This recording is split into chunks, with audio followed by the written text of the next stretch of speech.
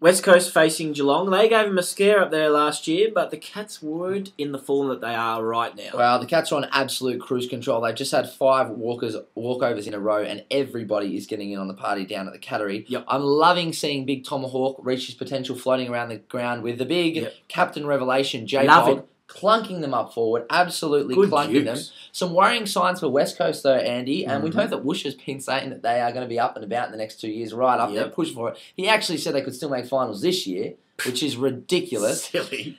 There's not a lot of talent on that list, Andy, especially not a lot of young talent. Right now, I'd say there are 3 men and a baby. Well, Nick Nat's the baby, is he? He's the baby, and he's the big baby, but he's only got 3 mates, some men that Huge can play baby. football. Cox, Lacroix, Kennedy. Yep. Throw in Nick Nat, who could be a star. They're the only top-class footballers at that club, and it is not enough to, mount a challenge around. Yep. Look for the Cats to just do what's required up here, though. Take the foot off the pedal and win by about 4 or 5 goals. Sydney will host an informed Bombers Mitch Certainly are 4 of the informed. last 5. Certainly have. Which they were. One of which they lost by 3 points. And I hear you're sure, following the boys up there. Yeah, I am going over to Sydney, Doc. I'll be heading On there the with Big Bird. young DB Baxter. DB. The Bombers take on the Swans at a game that has rarely produced much for the Dons in recent years. The Bombers are much better at ANZ when they go over there. Don't like the SCG. Can't play that run and carry game that they're playing so well at the moment. Look for Sydney to try and shut them down and play the game on their terms. Really slow it down and control the pace of the game. Slogfest. I'm a little worried about Essendon, Doc. Even though it was in junk time last week, if there had been 2 more minutes in the games, the Bulldogs could have potentially really given them a scare. Yep. They just bleed goals in leaks and runs, so it's worrying me a little bit. Big upside for the Swans, though, Andy. Dan Hanbury, what a freak. They can take that away from the loss. He is the absolute business, ready-made AFL footballer, just like we were saying about Dustin and Tom and that. Really had some this year, haven't First we? name basis. Ready to go this year, the footballers have been from the draft. Sensational. Seeing all of them. I think the Dons should get the chocolates. There's too many passengers at Sydney, and they'll really firm up their position in the 8, Essendon. Well, I hope it rains, your seats aren't undercover, and the Swans get up. But my head tells me that the Bombers will win, the weather will be fine, and there are good tidings on the horizon. Okay, the little fortune teller, Miss Andrew Mays. Part-time doctor, part-time fortune teller. That's right. Well, what is in the crystal ball for Hawthorn and Port at the G this Sunday, Doc? Confident hawk, fly too close to sun. Singe wing. What was that? Confucius. We have a loose script, but that was not on there. You wrote that. Yeah, I did. I write all his jokes. He's useless. Doc's back. Hawthorn think they're back. I'm not convinced. They played all over Carlton. Too close to the sun. They think they're back. They're not back. Okay, righto. Good. But if it wasn't for the workings of Santander's sometimes little footy brain, they would have only been 3 goals up at quarter time. It's a funny thing. Against a massively undermanned Swans, they only scraped over the line. Buddy got a message, tackle, mate. You we idiot. all know it. Port them on and off more than Russell Brand's underpants. And the same story as last year. Struggling up forward.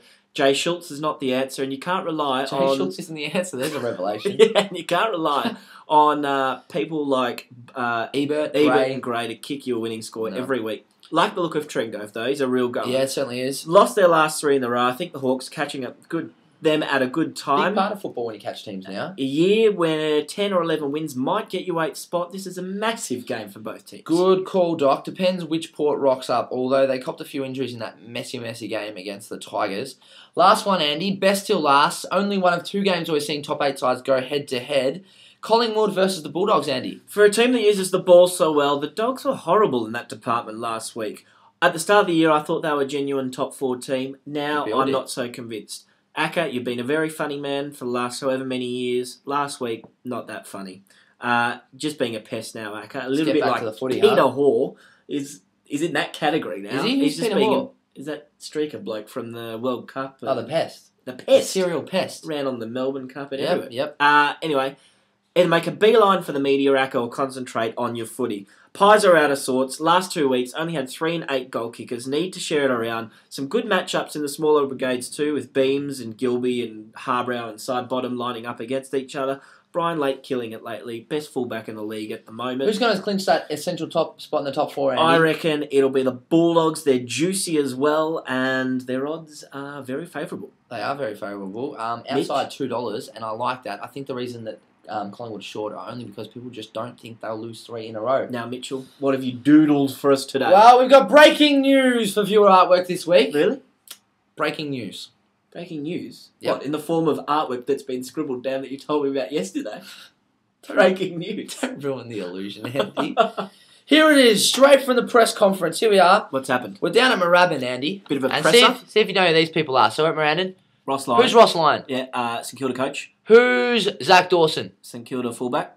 Who's P1 Full? I believe he's the president of the International Ping Pong Association, isn't he? That's fantastic general sports knowledge, Andy. I really rate that. Is that really that's really his name. You guessed it. You knew it. Now look what it's about. We've had all these defections. We have had Carmichael Hunt, Israel Folau. Zach's defecting. No way. This is his statement. I finally realised I'm crap at footy and that the Saints should have never let the goose go, and I'm a pretender who has been carried by a good team. I am a sissy. Now I will play ping pong. That's harsh. That's all. Are you gonna be my girl? Good show, everyone. That's a wrap. Good show. Good. What are you going to do now? We go down to the pub, bit of Barry. Yeah, I'm going to have a slash first. Give Ken a ring. No worries.